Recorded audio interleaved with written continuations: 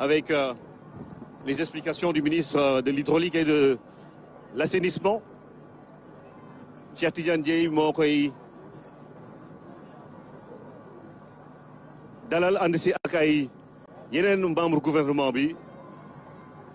ndax bés bi lay au-delà de l'État du Sénégal, au-delà du gouvernement, de l'administration, c'est tous les citoyens qui sont concernés et interpellés. Et dans un instant, le président va s'adresser au peuple sénégalais. Mesdames, Messieurs, bonjour.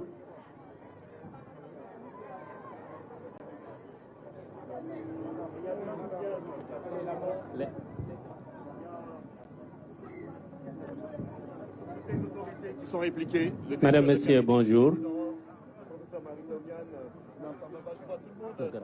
Prêt pour qu'on ne parle plus de ce Sénégal en faisant. Ginnaaw ba son excellence monsieur le président de la république tàmbali liggéey bi nga xam ni mooy assainissement bi journée de mobilisation citoyenne bi nga xam ni moom la woote woon tey jii ñu tàmbali ko fii waaye ñuy xamal ni fépp ci Sénégal monsieur le président de la république ñu ngi ko fay amal loolu ci orientation yi nga joxe woon ci conseil des ministres tey nag ñu tàmbali ko de façon symbolique waaye sa yéene mooy fexe ba ñu jël bés bu nekk ci weer wi ñu amal ko ngir mën a andi des actions de prévention contre les inondations donc ginnaaw bi nga tàmbalee tey ñu bàyyi la nga wax ak askanu Sénégal wax ak toute la presse que nous remercions pour leur présence. Monsieur le Président de la République. Je voudrais tout d'abord remercier l'ensemble du peuple sénégalais qui s'est massivement mobilisé pour nous rejoindre dans cette journée de Set Setal, qui est une journée d'investissement humain communautaire, allant dans le sens d'anticiper les inondations, parce que c'est dans le cadre des opérations pré-hivernales que cette journée-là se tient. En tout cas, l'ouverture de ce cycle que nous voulons long, tout au cours de notre mandat. Mais avant d'aller plus loin, je voudrais remercier les maîtres d'œuvre de cette journée, à savoir les ministres de l'Environnement et de la Transition écologique, le ministre maître d'œuvre en chef de l'Assainissement et de l'Hydraulique, et ses autres homologues qui, ensemble, ont travaillé pour la réussite de cette journée. La mobilisation que j'ai vue partout au Sénégal est exceptionnelle et rend compte chez le peuple sénégalais de leur adhésion à notre démarche de gouvernance basée sur la co-construction. On a appelé au Djubanti, au redressement. Cela veut dire que nous comptons le faire avec le peuple sénégalais qui reste notre unique allié. Nous avons décidé récemment de lancer des assises pour demander à travers même un vox populi au peuple de nous dire ce qu'il pense de ce qui les regarde. L'assainissement aussi doit être l'affaire de tous. L'hygiène et la propreté doivent être aussi l'affaire de tous. Nous devons l'intérioriser dans nos comportements au quotidien. Éviter de salir et quand nous constatons que c'est sale, de systématiquement penser à nettoyer. Il y va de notre santé, il y va de notre bien-être. Je voudrais aussi remercier les écoles et les responsables de ces écoles qui ont mobilisé massivement les enfants pour qu'ils sortent. Et le site où nous sommes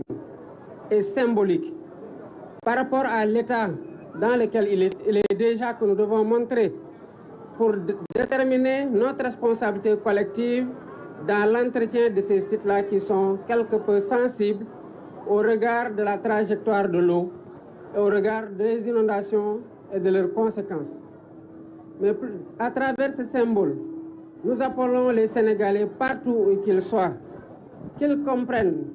que tout acte que nous posons dans la vie, quel qu'en soit le domaine, a forcément une répercussion sur le vivre ensemble. Et nous devons toujours nous poser la question de savoir quand nous posons ces actes-là, quand serait-il si tout le monde posait exactement le même acte? On verrait très rapidement la différence dans les conséquences entre celui qui salit est celui qui évite de salir ou celui qui nettoie après avoir sali. Je voudrais enfin continuer à appeler les Sénégalais à ne pas faire de cette journée une journée circonstancielle. C'est un défi permanent. C'est un comportement que nous cherchons à imprimer dans notre ADN collectif. Et nous devons tous, où que nous soyons, nous sentir concernés. Merci beaucoup à tous d'avoir répondu présent et bonne journée de Setal Sunu Réew. maa ngi leen di sant bu baax di sant ñëpp di leen jaajëfal bu baax a baax jaajëfal askanu Sénégal mi nga xamante ne génn nañu ci mbooloo mu takku ci bés bii bokk ak ñun bésub set setal bii nga xamante ne ku jóg rek xamal ne sa bopp nga jógal waaye ku jóg tamit xamal ne sa réew nga jógal amul lenn lu gën a noble setal fi nga xamante ne mooy sa dëkkuwaay waaye setal fi nga xamante ne mooy sa réew ak foo mënti nekk nag ak loo mënti def di jaajëfal balaa may gën a sori ministre yi nga xamante ne ñoo doxal organisation bi ba ca bés bii ñu toll tey muy principalement ministre assainissement ak hydraulique ak ministre environnement ak transition écologique ak ñëpp bépp ministère boo xamante ne impliqué na wu ci ndax ci solidarité gouvernementale la ñu nekk ci collégialité la ñu nekk te gouvernement bi yëpp laay félicité au premier titre le premier ministre mi nga xamante ne mooy coordonner l'action de ce gouvernement là qui en ce moment même mu ngi ci beneen site di def la même chose bi nga xamante ne moom laay def maanaam impliqué wu ci setal suñu réew may jaajëfal rek ñëpp ñi nga xamante ne ay école lañ ay responsable école lañ ñiy yar xale yi ci set ak setal ba tax ci bés bii ñu woo leen génn leen massivement pour ñu bokk ak ñun bésub set setal bii nga xamante ne warul doon rek benn bés ci bés yi waaye suñu yéene mooy mu nekk loo xamante ne dañoo ko dugal ci suñu doxalin ak ci suñu jëfinu bés bu ne yéene gouvernement bi ak yéene président de la république bii ma doon mooy weer wu nekk ñu am bés bu mel nii ba ñëpp ñi nga xamante ne ay tuut tànk lañu bu ñu màggee xam de Sénégal weer bu nekk ñëpp dañuy jóg ci kër yi ci koñ yi ci communes yi ak fépp ci biir réew mi di setal parce que réew mi bu saltee ñun ñoo ko saltel bu setee ñun ñoo ko setal kon suñu responsabilité ñun ñëpp mooy bañ a saltel waaye suñu responsabilité ñun ñëpp mooy bu saltee ñu setal ba mu set ndax suñu wérgu yaram daf ci am loo xamante ne ci loolu lay tukkee ñu mën ko garantir suñu bopp. lii nag défi bi mooy lan mooy naka la ñuy def ba maanaam weer wu ne ñu mën ko amee te loolu laay woo ñëpp ndax ci jubante la ñu woote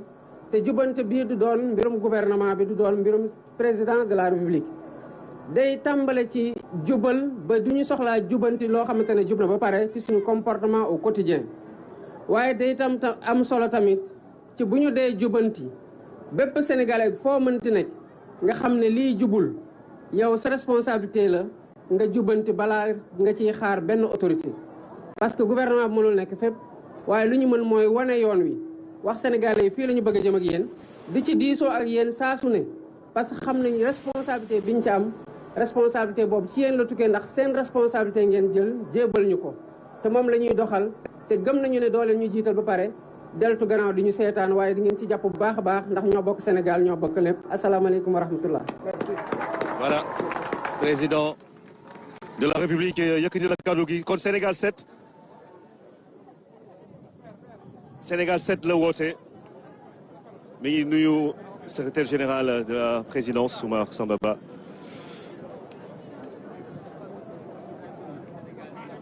nee na mbëbëtam mooy weer bu ne ñu war ko mën a def li nga xamante ne moo di setal bi voilà le président day mujj def li nga xamante ne moo di safante ak ndaw yi fi ñëw donc waa cadre de vie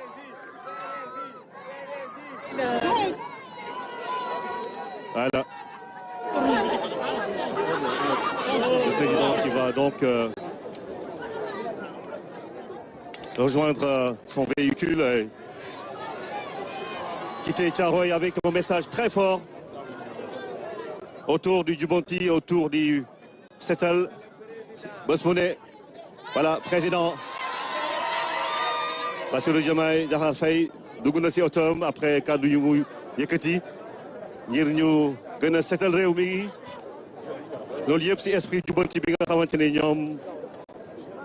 ñi jiite réew mi tey jëlee moom la ñu lancé soññ si ñëpp ma ngoog avec toute la sécurité requise le président de la République va quitter Thiaroye. Un jour symbolique Mame Diarra Fam député yi tamit war ci dugal seen loxo mu doon mbir bu am solo waa cadre de vie maa kontaan ngeen.